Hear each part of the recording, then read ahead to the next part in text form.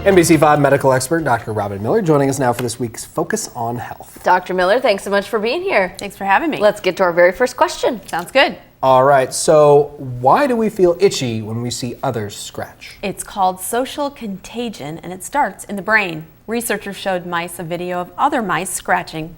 Mice actually have really poor vision, so even the fact that they were able to see anything in that video was amazing, and they started scratching. It turns out the brain releases gastrin-releasing peptide, which transmits signals to the spinal cord and starts the itch and scratch response.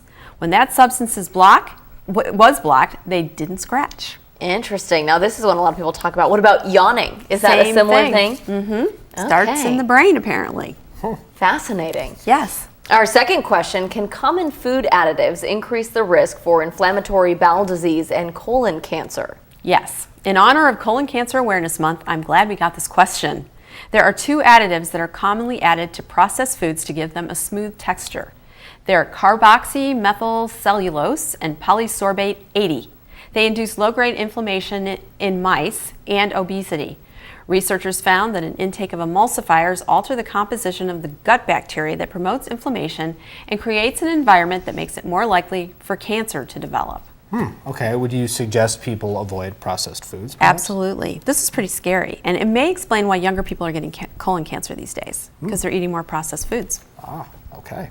All right, our last question. What is the impact of diet on deaths due to cardiovascular disease? I'm so glad you asked that question. Researchers have calculated that lack of healthy foods and the high intake of unhealthy foods were at the root cause of 415,000 cardiovascular deaths in 2015. The low intake of nuts and seeds and vegetables were the two leading dietary risk factors for cardiovascular death, accounting for 11.5% of deaths each.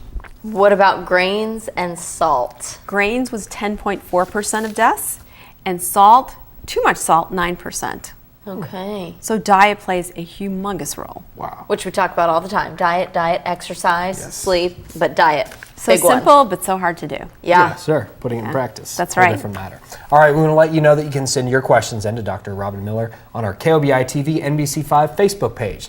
Send us a message, and you may see your questions answered right here next Tuesday night. Dr. Miller, always a pleasure. Thanks so much for being here. Thanks for having me. NBC5 meteorologist Adam Kolpack's up next with your full weather forecast. But first, take a look at what's coming up tonight in primetime.